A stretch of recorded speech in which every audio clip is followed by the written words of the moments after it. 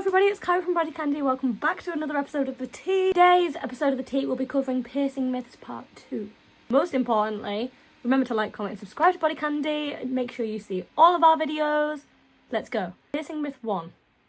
It only takes a few weeks to heal.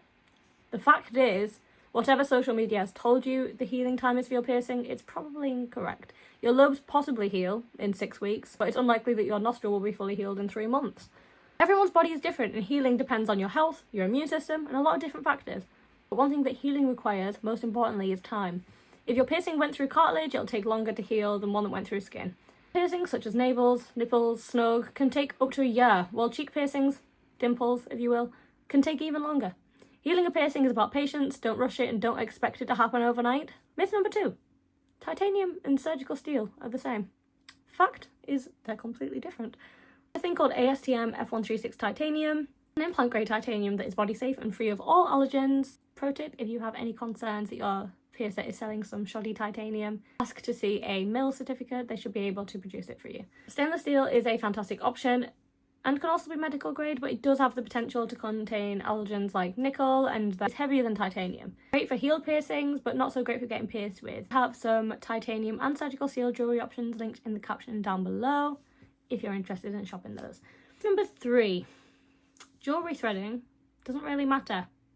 The fact is, yes, this also matters. Internally threaded jewellery has the threading on the inside of the body of the jewellery so that the rough portion never goes inside your fistula. Externally threaded jewellery has the threading inside the end of the jewellery, the ball end or charm, so the rough portion does go through the fistula.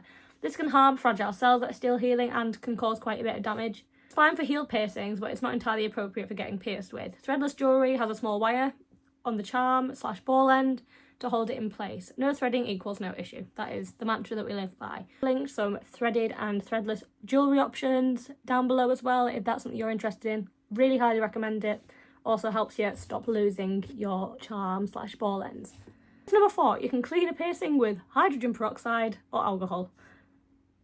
Fact is, you may have read that you can clean your new piercing with rubbing alcohol or peroxide. This is a lie. Either one is way too harsh to be putting on a fresh healing piercing. It'll dry out the skin, slow the healing process, and mess with your body's natural defences. Clean the piercing with sterile saline wound wash solution. It is the gold standard of aftercare methods. Your piercer should have told you this, and if they told you to use peroxide or rubbing alcohol, they are not a trustworthy piercer, and you should not go back there. We've also linked some saline spray down below. Hopefully this has dispelled a few more piercing myths for you. Piercing is really composed of a few simple concepts: good piercer, correct jewellery, correct aftercare, correct expectations. When you have all 4 of those together, you have the recipe for a beautiful, well-healed piercing. So thank you so much for watching this video. I really hope it helped and helped you kind of clear up any misconceptions. Mind you, once again, we do have some jewellery links and some aftercare spray linked down in the caption. Thank you once again for watching this episode of The Tea, and I will see you on the next video. Goodbye.